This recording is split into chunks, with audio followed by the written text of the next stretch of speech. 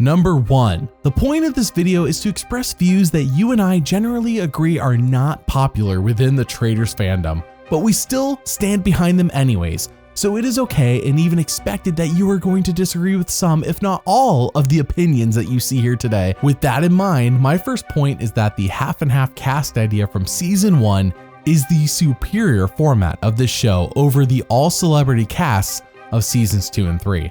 I loved watching some celebrities and some brand new faces compete in season 1, and I like seeing the same concept on Survivor when I saw it there. Sure, generally celebrities will be better players, but Dylan Efron in season 3 is the closest we've gotten to a non-celebrity, meaning he wasn't on any other prior shows to this one, since season 1, and look at him being one of the best players in the show's history thus far. There were some fun and messy players from that season, namely Christian, Quentin, and Andy, who made it as good as it was. So season 1 wasn't a complete flop when it came to new people. Like, sure, I get it, not all of them were big hits, but all the celebrities are not big hits either. But again, what do I know? The show has only got more popular with the change of casting in season 2. So I did ask for your all's unpopular opinions here on YouTube, and this is what you said, starting with Rosebuzz says, I'd like to see them try having a season where there's no circle of truth. Oh, really? No circle of truth? Okay. You'd expect the show to get more unbalanced with that, which might be true, but after playing video games like Among Us, Goose Goose Duck, and Mafia with the setting, confirm ejects off.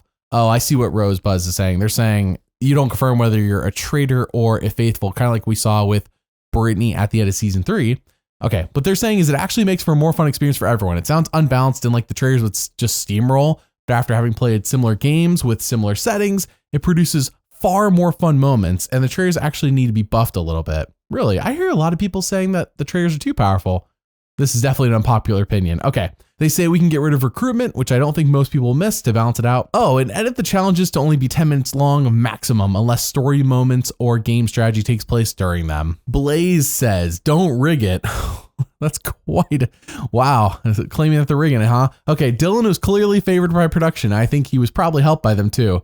Geez, just going right for the jugular. I don't think the show's rigged, but hey, unpopular opinion. Number 2, for my next point, it goes hand in hand with my first point of the half and half cast idea, but I understand that's probably not going to happen. So with the all celebrity cast, or even if they did do half and half for some reason, I think that no 2 celebrities should be from the same show on the same season. Again, I don't care what format they do. I just don't want multiple people from the same show, as I think it would avoid situations where players protect each other based on things prior to the show that we are watching. Not everyone is expected to have seen everything of everybody who's on the season of the show, so I want to be able to come into a season like not really having to know who most of these people are. I want to not have to know to watch Big Brother reindeer games before watching the Traitors, and I can't even watch that because it wasn't even on Paramount Plus anyways. They took it down, so how am I supposed to understand the Brittany and Danielle feud when the show that they were on where the feud happened isn't even available to be watched? But somehow I'm supposed to know the context of this. That's what I mean. Just like, this goes for other players too, like Sandra and Parvati. Like, sure, I thought it was fun they were together, but at the same time, it's not really fair, is it? It has been clear as day to me across 3 seasons that people are aligned or protecting each other based on their relationship prior to the show. I think we should cut that out. Now, I know this is unpopular because people love seeing players and people that they know who have been on prior things together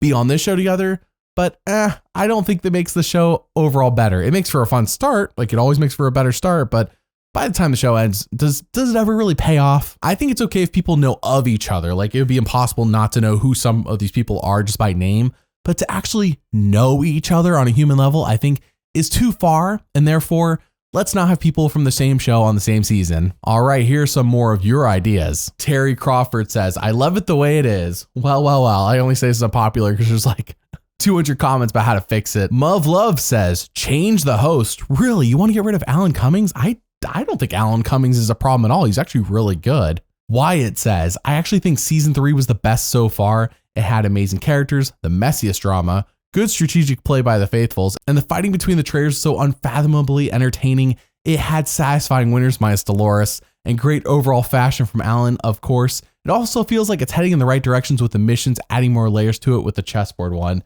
Yeah, that chessboard was the one and only mission last season where I was like, yeah, this clearly affected the show. Everything else was like, well, what a waste of time. Did you know that you could pick what videos I make about Survivor, the Traitors, Deal or No Deal Island, and The Amazing Race? Well, the patrons on Patreon pick videos every month, and you can too. You will also gain the benefit of watching everything well before it goes live on YouTube. If you're interested, then there's a link in the description. Thank you for your support. Now with that, number 3, is this unpopular? Well, based on how often the show does it and the general discourse I read online about how people are just here for the drama when watching the show, this might make me look ridiculous and maybe petty, but I stand behind it.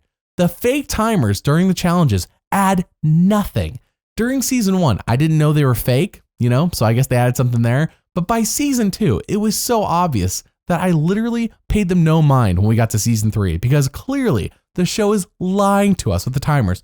Oh, magically every challenge, or nearly every challenge, finishes with like less than 10 or 5 seconds left. I mean, come on. But again, people seem to like this fake drama being ham-fisted into the show. But I am all about the show being as truthful with us, the audience, to the best of its ability while maintaining an entertaining story. And I think the fake timer in general just takes me out of the show. It makes me less interested in the missions, which is already the weakest part of the show as it is. So why make the weakest part of the show even weaker by lying to us? It's weak. It's weak to me. Here are a few more of your all's opinions. Dasma says Dolores' cluelessness and wasting her vote was actually a component of the shared faithful win in season 3. Really, I wonder what you mean by that. If you do watch this video, clarify in the comments, because how did Dolores being clueless help them? Maybe because they knew she couldn't have been a traitor. That's the only thing I can think of. The Rebel Dog says they need to edit the show like we don't know who the heck the players are. Some people could be reality TV noobs. I don't want to have to watch The Real Housewives of Beverly Hills just to know who some of them are. I don't care if it's Boston Rob. Tell us who it is, what they are about, instead of just expecting that we know them. Yeah, I'm with you. I think the show could do a better job giving us a little more backstory on who these people are, where they're from, and what we should know about them, because it does seem like, oh, I should know who some of these people are, but like, I've never seen your shows. Heck, Bob the Drag Queen said that in the reunion of season 3. He's like, it's like, Dorinda, I don't know who you are. Wells, I don't know who you are. And I'm like, yes, Bob the Drag Queen. That's what I'm saying. I'm like, who are you people? Number 4, so many people have suggested that to fix the traitors, the show needs to hide who they are from us, the audience. And since season 1, there's always those people out there who say, oh, what if the show is edited to try to make us guess who the traitors are? And to that I say, that's a different show. A large part of the appeal of what we are watching is seeing the traitors' gameplay and dynamics. And to hide all that would take away a lot of the natural drama. I couldn't imagine watching season 3 of the Traitors and not seeing the dynamic between Carolyn and Danielle. Like, that would just take away so much from that season. But I get the idea and I get the enthusiasm for it, because there is a version of this show out there called The Mole, where instead of multiple traitors, there's one traitor, and it's the mole and a cast of people who don't know who the mole is. Not even the host, by the way. The host doesn't even know who the mole is. It's on Netflix. There are like 7 seasons of it now, and it features a cast of people just trying to figure out who the traitor is in their midst. Everything is built around it. Hiding the traitors in this show, though, I think would make it worse. But in that show, it works. Some more of your ideas include SKOUFIS saying, Christian is the second best traitor of the 3 seasons. Holy crap. Is that right? Are we, because Suri's the best. I don't think anyone could argue across the 3 seasons that Suri was the best one. Christian being the second best? Wow. Okay, I don't know about that, but I guess that's why it's unpopular. His gameplay is similar to Carolyn's, which is goofy and whatever, so they didn't think he was a traitor. He had a strategic mind. He made a nice move against Cody and was just outplayed by Suri before the finale. They say Phaedra had a great social game, but was strategically terrible, and Danielle should have been banished years ago. I mean, based on the way the show presented it, yeah, Danielle, I'm surprised she made it as far as she did based on the way the story was presenting her to us. Gigsy says their unpopular opinion is that Kate is the best to never win. She has made it to the finale. Every season she has been on as a faithful, a terrible at best, and a traitor. Huh. Should Kate have won? I almost feel like season 2 was almost handed to her on a silver platter. I mean, she got to come into the game like halfway through. That's a lot of immunity, but it would have been unsatisfying to see her win season 2. So best to never win. Unpopular opinion. Number 5. Here's a change that I think would shake the core of the show. It might just be a 1-season gimmick if they do try to do this, and many of you won't agree with it, and that's okay. That's the point of this video. I think every murder should be public, meaning every murder is in plain sight, like we saw in season 2 with Parvati and the Chalice. No more secret murders. Sure, have the traitors talking to her about who and why, let them have their discussion. That's very understandable. But then I want to see the murder in action, like we did in season 2, where they must get the player they want out in a public fashion while remaining undercover.